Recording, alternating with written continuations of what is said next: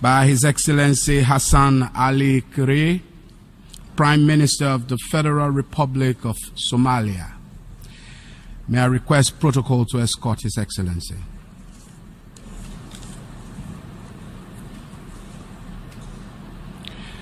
I have great pleasure in welcoming His Excellency Xasan Cali Kheyre, Prime Minister of the Federal Republic of Somalia, and I now invite him to address the General Assembly.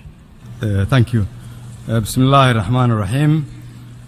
Mr. President, Mr. Secretary General of the United Nations, honorable delegates, excellencies, ladies and gentlemen. It is an honor to address the 72nd session of the United Nations General Assembly. I bring you warm greetings and good wishes from our President, His Excellency Maxamed Cabdullahi Farmaajo, and the entire government and people of the Republic of Somalia. Allow me to first congratulate the President of the 72nd session of the United UN's General Assembly for assuming this role and for ably steering the august body toward a successful gathering. This year's session also coincides on a National Peace Day.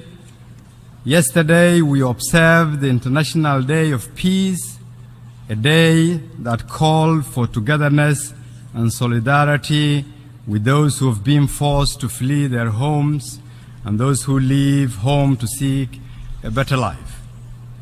The theme of this year's General Assembly speaks of peace and decent life in a sustainable planet.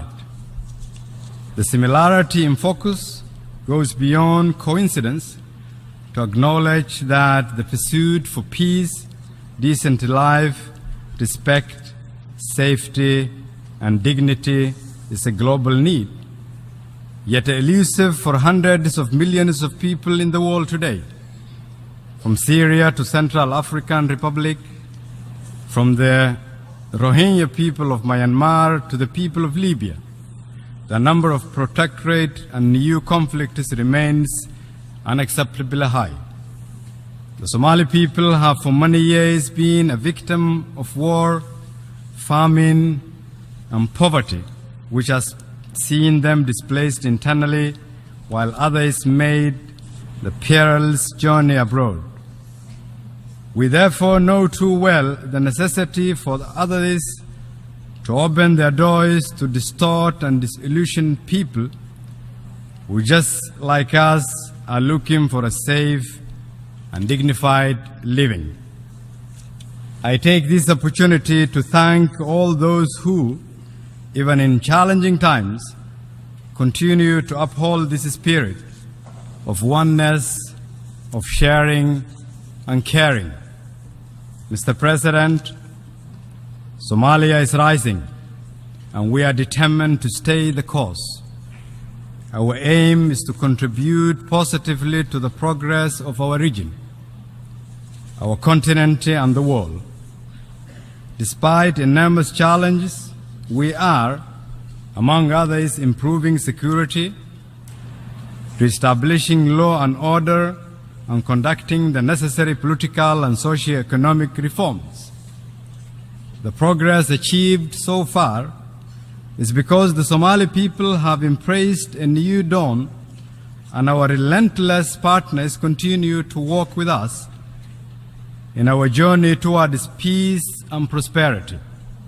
We will continue to formulate measures to strengthen Somalia's progress, including in revenue generation. However, there are some serious challenges beyond the control of the Somali government.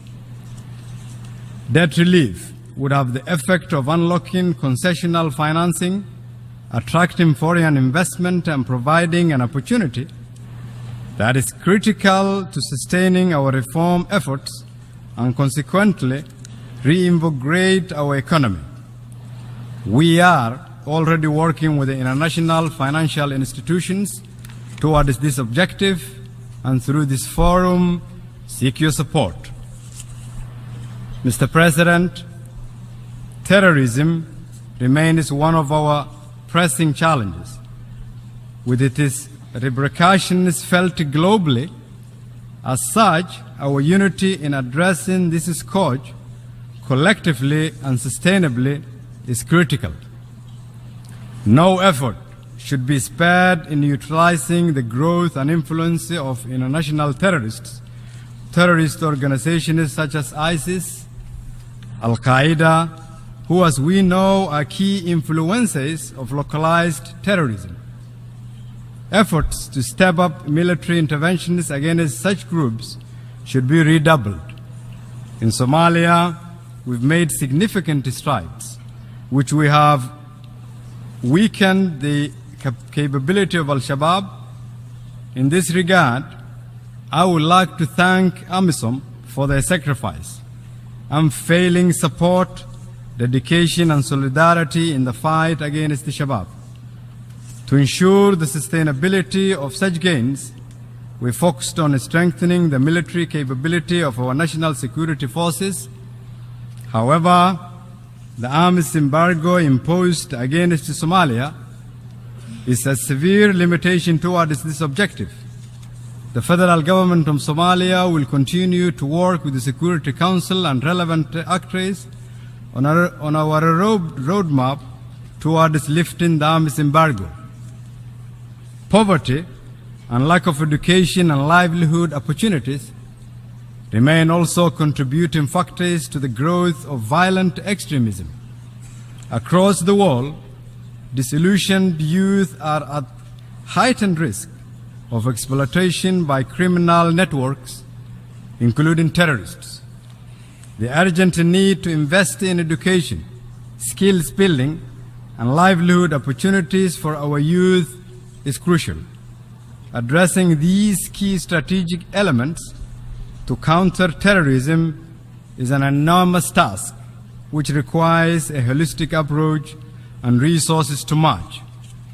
We continue to call upon friends of Somalia to help us in this important undertaking.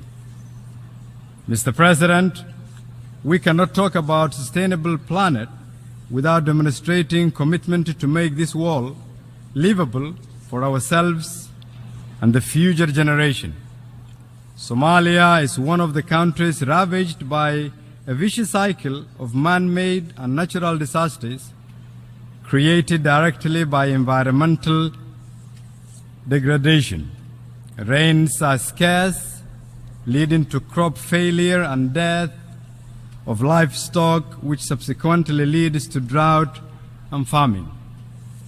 Currently, the humanitarian situation of millions of Somalis remain fragile as the bite of the current drought, which still threatens to develop into famine, continues.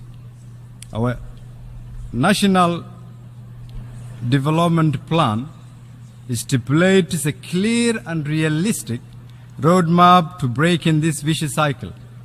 However, Somalia and many other countries who are on the receiving end of climate change are unable to find the resources required to tackle this ever-growing problem. In this regard, we urge all member states to continue improving the Paris Climate Agreement, which has the potential to mitigate the effects of climate change. Similarly, developing countries such as ourselves need investment in long-term initiatives, including infrastructure, development, water conservation, innovative food and livestock production, and creation of livelihood opportunities. Mr. President, we need to get a better streamlining global development and aid structures, especially for fragile states. We need to revisit the prevailing paradigms and take bold and innovative steps to improve this architecture. The New Deal, engagement in fragile states agreed in South Korea in 2011, was certainly a great step in that direction. Somalia fully embraced this agreement. Yet, With all its strength, the New Deal for fragile states needs improvement. That said, the mutual accountability principles embedded in the framework are exactly what fragile countries like us need. Oftentimes, pledges are made only to be neglected later. That should not happen, as fragile countries rely on such support to rebuild their state. Conversely, development partners are often frustrated with the weak transparency and accountability institutions that exist in fragile states. That is a legitimate concern, and we as a fragile nations need to do better by tackling corruption and plugging the leakage.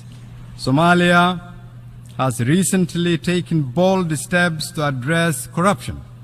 The anti-corruption bill, critical for putting in place measures for good governance and accountability, has been approved by my cabinet and tabled for enactment to the Parliament. The leadership of my nation has also reiterated its zero tolerance to corruption. Also relating to this issue and funding generally, we must find predictable funding for non-UN peacekeeping missions. This is particularly true for AMISOM in Somalia. For over a decade, they have registered tremendous success, yet they continue to operate in uncertainty of funding each year. We believe that investment in peacekeeping is worthy investment in peace building and state building. And we have seen the positive outcomes of this investment in Somalia. I look forward to engaging our partners on this matter in the coming weeks and months. Mr. President, distinguished delegates, excellencies, ladies and gentlemen, a fundamental element of peace building and state building is how any country treats its marginalized and voiceless. Women are crucial in decision-making and investment in society. In spite of our many challenges, Somalia has made significant steps in this regard. During the 2016 election, the number of women in our parliament increased from 14 to 24%.